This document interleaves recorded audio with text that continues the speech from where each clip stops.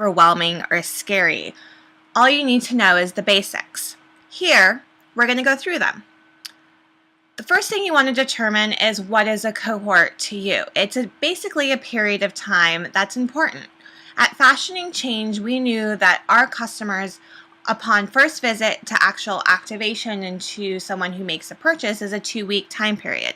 So that's the way that we view cohorts, is in 2-week time periods, which you'll see here in column A. Along the top, what you see are weeks that a person who has signed up with Fashioning Change has been engaged with the site. Week 0 is always the week that someone has actually signed up for the first time. What we're looking at here is a spreadsheet of data for users who have signed up and clicked on an internal personalized ad that we created throughout the Fashioning Change shopping experience. So let's look at this first row. For the cohort of September 15th through September 21st, you see that users who signed up for the first time clicked on an ad at about 5.2%.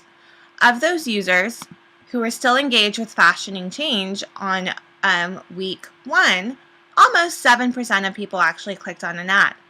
With week 2, almost about 4.5% of people then clicking on an ad. For the week of September 22nd through September 28th, or I should say cohort, September 22nd through September 28th, 8.73% of people who had first signed up with Fashioning Change then clicked on an ad. And for week 1, 6.72%, so on and so forth. So basically, this gives you a really easy way to understand how people are engaging with a very specific stimulus that you want them to click on and or action that you want them to do. Looking at information in this way allows you to recognize some really interesting patterns.